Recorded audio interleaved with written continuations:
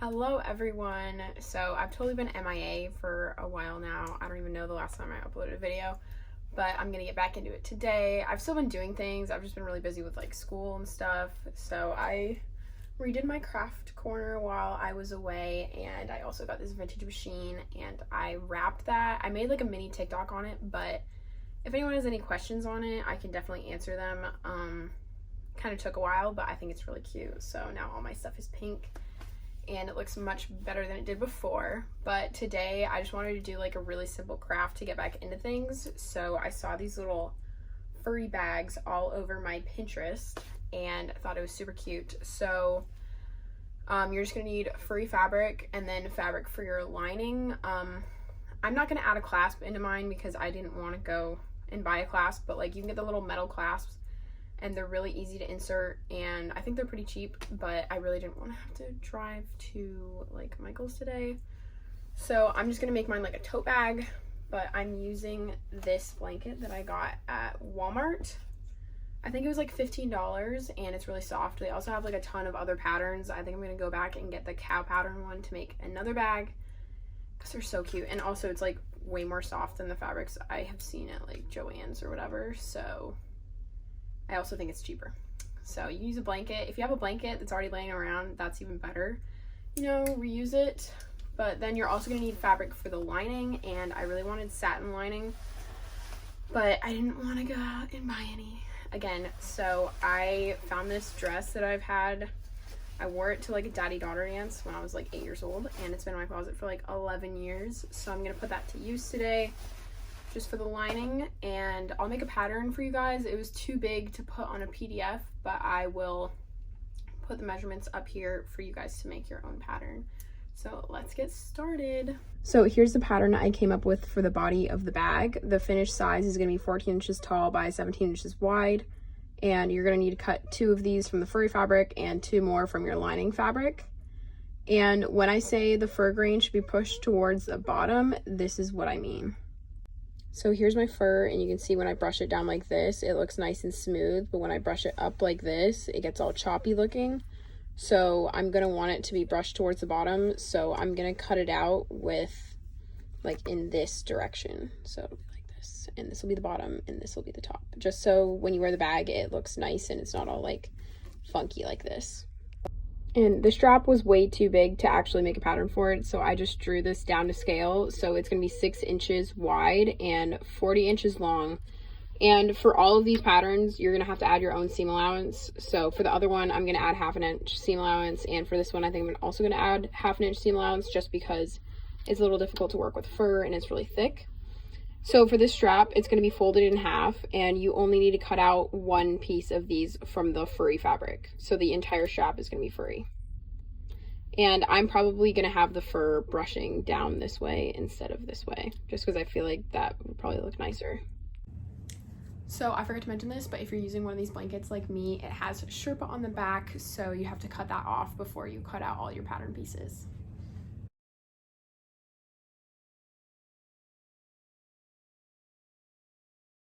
Okay, so I cut out the 2 big pieces. It's kind of hard to cut on because it's really slippery, but it wasn't too bad. But okay, warning, I always like instinctively shake out my fabrics, and like fuzz comes out all over the place. So I'm gonna have to do a whole lot of vacuuming, and it's all over my pants. So that's just a warning.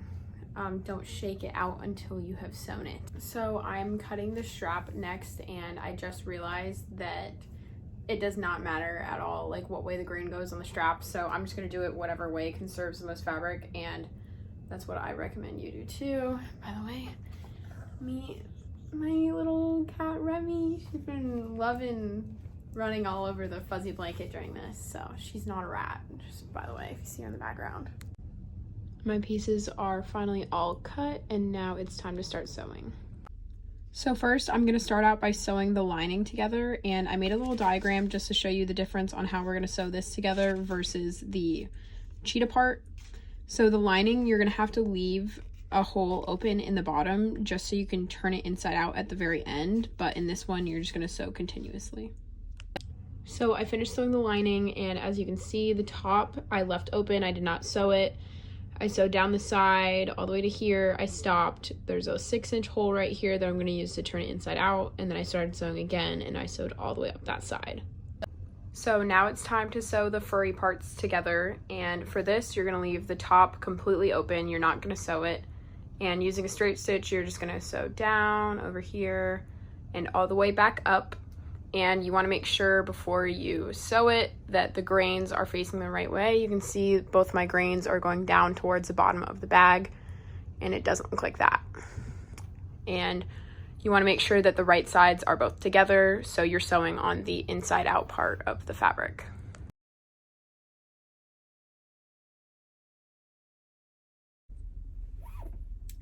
It looks so cute already. Oh my god, I'm so excited.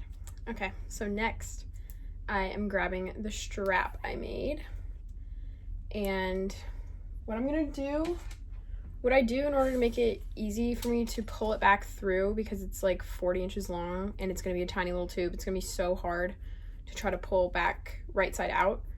So I'm going to take a little string and I'm just going to sew it across, straight stitch like back and forth a few times just so it's secure at the very tip of the fabric. So this string you're going to keep in the middle of the fabric the entire time you sew it, and make sure to not sew over it, so you can like pin it down in there if you need to, and then it'll stick out at the end and we'll just pull it through. So I'm gonna do that real quick. Okay, so I sewed it on this side just because it was easier for me to see the end of the fabric, and I went back and forth like 5 or 6 times, just forward reverse, just so it's not gonna fall out. And I actually have to pull it over to this side, and I'm gonna fold it in half like that, and make sure you keep the string like in that back crease the whole time. And I'm gonna fold this and pin it all the way down.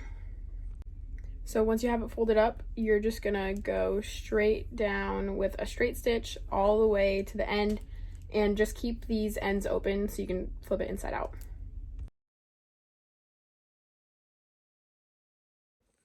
So this was probably the hardest part for me to sew on, just because it was small and the fur really wants to like curl up under the foot, and it came out like a little twisted just because of the fabric. Like nothing I can really do about that, but I think it's gonna be fine just because the strap is supposed to look like a tube anyways. So anyways, I'm just gonna pull this string now and try to work like from the bottom so it doesn't get way too stuck down there. But see, it's starting to come up. And this is definitely like the easiest way to pull anything right side out. And here's the strap. And now we're gonna attach all our pieces together. And I forgot to say, you can either cut this little string out or rip the seams. I literally sewed over it way too many times, so I'm just gonna snip it with this little thing until it comes off. There we go. And also, like, this is literally the most messy project ever. There's fuzz all over my workspace, so if you don't like fur and if you don't want to clean it up, definitely do this with like not a furry fabric, but it'll be worth it. It's okay. Okay, so now you're gonna grab the furry bag part, and the lining still isn't in it, and you're gonna grab the strap, and on the side seam of the bag you're gonna want to put the strap like this going down. So you're gonna sew it like almost upside down. So I'm just gonna take this right here and sew a straight stitch, because we'll be adding, this way it'll like pancake the strap in between the lining and the bag. Okay, so I'm not gonna lie, that was pretty hard just because you're sewing over like 6 layers of fluffiness, but I got it to work. I got over like the bump in the middle. That was the hardest time I had because it's so furry, but I went over it in reverse and that was easier for me. So if you just try that if you get stuck. But so you can see it's on like upside down, and now I'm gonna make sure to keep it flat all the way, and I'm gonna do the same thing to this one on this side. So you're still sewing on the outside of the bag. You're putting the strap on the other side seam, and the strap will be like under the bag so we can put the lining in it. So I didn't have a hard time at all sewing the second one on, so I don't know what happened the first time, but super excited with how it's coming along. And now I'm just gonna go grab my lining so we can finish it off. Okay, so now I have my lining and it's still inside out. You can see my seams right there. And this is the little hole in the bottom.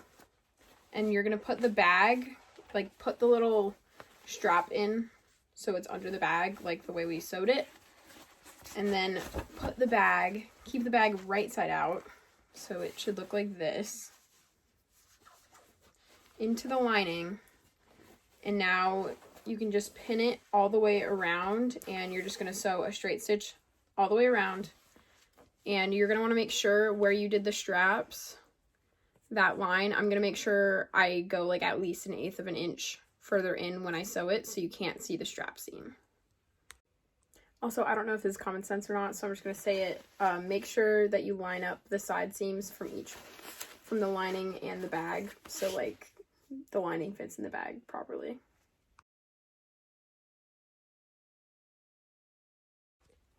So that definitely was not the most fun thing I've sewn.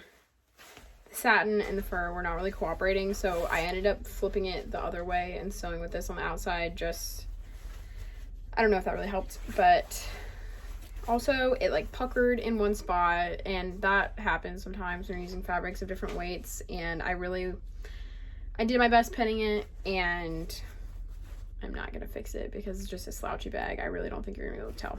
So if it's not perfect, I really think it'll be fine. Like my seam allowances were off because it just kept sliding around on the fur and the silk. So I'm going to turn it inside out, right side out. So I'm just grabbing this hole and going through and pulling this out. I'm not sure how easy this will be. Hole's a little small, but just be careful to not like rip your stitches.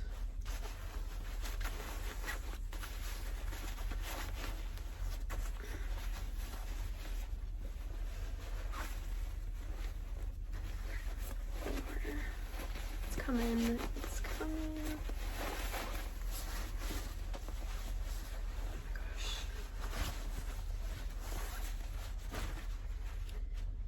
Okay, so yeah, it looks perfectly fine. Where I had a pucker, you literally can't even see it. So this is really good for people who don't like to sew perfectly. And oh my god, it's so cute. So the last thing I'm gonna do, you can either hand stitch this if you want. I absolutely despise hand sewing because I just don't have the patience for it. So I'm just gonna flip this. The little hole is what I'm talking about. I'm just gonna flip it like this and just sew a straight stitch because it's the lining, so I really don't care if there's some stitches at the bottom of my bag. So that's what my stitches look like, and I'm just putting it back in the bag. And I am literally so obsessed with how this bag looks, and like it is not my best work whatsoever. I sewed this pretty terribly, I'm not even gonna lie, but it literally looks better than I expected, and like you can't see any flaws. So if you make mistakes while making this, and if you're a beginner, like this is the perfect option for you, because the fur, even though it like totally sucks to sew on, it is very forgiving looks wise. So this is what the bag looks like on. For reference, I am 5'4", and this is what it looks like with my computer in it. And it gets a little slouchier like when you take it out, but it's definitely big enough to put a computer in it, so I love that. And I also didn't want to run to Walmart again, so I stole one of my mom's blankets and made one out of this. And I think I love this one even more, maybe. I don't know, but this pattern was also from Walmart, so definitely check out the blankets there. I must say, I'm recording this like 3 days after I made these, and I'm still cleaning up fur from my room. So if you don't want to do that, I would definitely use like a low pile fleece or something. You can get the same similar look, but I love how furry these are, so I think it was worth it. But yeah, if you watch this video, please like and subscribe, and I love when you guys like send me photos of the stuff you make, so my Instagram DMs are always open for that. And yeah, I'll see you next time.